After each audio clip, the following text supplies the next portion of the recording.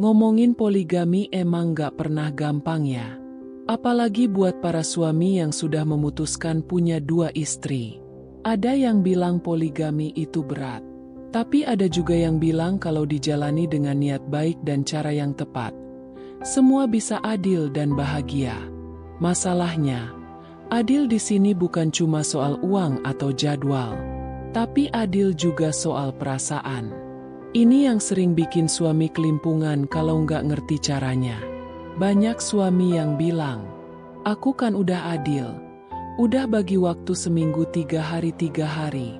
Tapi pertanyaannya, apa istrinya bahagia? Kadang suami cuma fokus ke pembagian waktu, pembagian materi, tapi lupa. Istri itu makhluk perasaan. Dia butuh rasa aman, butuh diyakinkan, butuh diperlakukan spesial meski statusnya istri kedua, atau justru istri pertama yang posisinya digeser. Nggak sedikit rumah tangga poligami yang akhirnya berantakan. Bukan karena kurang uang, tapi karena kurang komunikasi dan nggak paham cara bikin hati istri tentram. Padahal kalau hati istri tenang, biasanya rumah tangga pun adem ayem, gak banyak drama yang bikin kepala panas. Sekarang pertanyaannya, gimana sih caranya adil membahagiakan istri pertama dan kedua? Apa cukup dengan jadwal ketat? Atau perlu trik khusus biar gak ada yang merasa dianaktirikan? Pertama, kuncinya ada di komunikasi. Kedua istri harus diajak ngobrol, bukan hanya sekali 2 kali, tapi rutin. Nggak harus yang berat-berat. Cukup tanyain perasaannya, dengarkan curhatnya, tanya apa yang dia mau. Karena kadang, yang bikin istri sebel itu bukan pembagiannya, tapi caranya. Misal, istri pertama merasa suami mulai dingin, padahal suami merasa, kan aku udah pulang, udah kasih nafkah. Nah di sini yang sering salah kaprah. Istri butuh dipeluk, butuh dipegang tangannya, butuh pujian meski udah belasan tahun nikah. Sementara istri kedua juga butuh diyakinkan kalau dia bukan sekadar pelarian. Jadi jangan malas ngobrol. Meski capek kerja, sempetin. Bahkan sekadar video call atau voice note kalau lagi di rumah istri satunya pun bisa bikin hati adem. Istri butuh rasa diprioritaskan, walau statusnya dibagi. Kedua, adil soal materi memang wajib, tapi cara memberinya juga perlu peka. Misalnya, kalau istri pertama dikasih uang belanja, istri kedua pun harus dapat porsi wajar. Jangan sampai yang satu beli baju baru, yang satunya nggak kebagian. Bukan karena matre, tapi ini soal keadilan yang dijanjikan dalam syariat. Istri yang merasa adil soal materi biasanya lebih tenang hatinya. Ketiga, adil soal waktu. Ini paling sensitif. Banyak suami yang bilang udah adil padahal enggak. Misalnya, di istri pertama lebih sering tidur karena jarak rumah dekat kantor. Sementara istri kedua yang jauh malah sering kelewat. Bikin jadwal yang fleksibel tapi konsisten. Dan pastikan waktu bareng istri bukan cuma buat tidur doang. Manfaatkan untuk kencan, ngobrol santai, belanja bareng. Hal-hal sepele kayak gini bikin istri merasa disayang.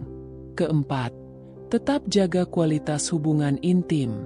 Ini juga poin yang jarang dibahas terang-terangan. Padahal penting banget. Istri yang merasa diinginkan dan dipuaskan biasanya lebih jarang ngeluh. Bukan berarti harus paksa, tapi komunikasiin.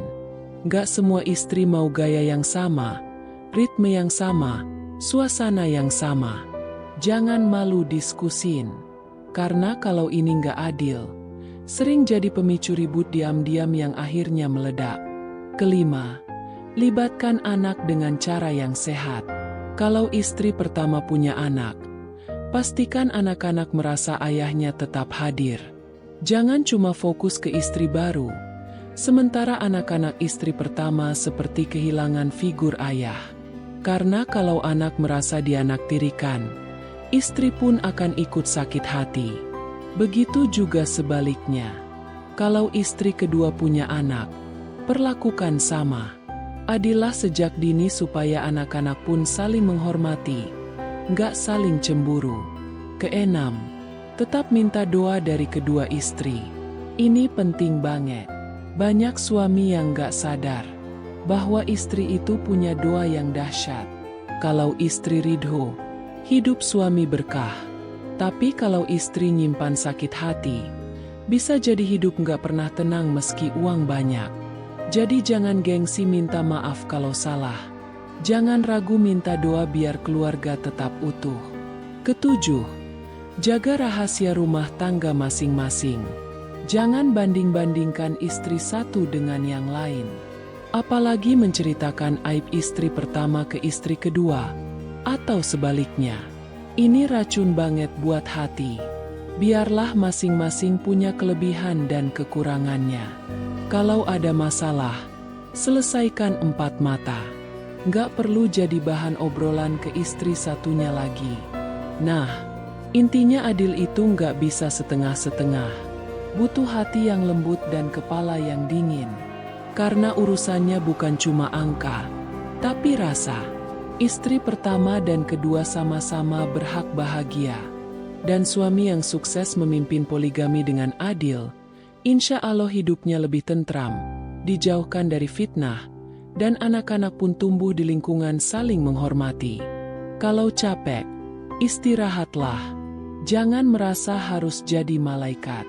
Yang penting tetap usaha memperbaiki diri setiap hari. Karena poligami bukan ajang pamer, tapi tanggung jawab yang besar. Jadi buat kalian yang sekarang sedang berusaha adil, semangat ya. Jangan lupa terus belajar, terus terbuka sama pasangan, dan rajin berdoa. Karena cuma Allah yang bisa membolak-balikan hati.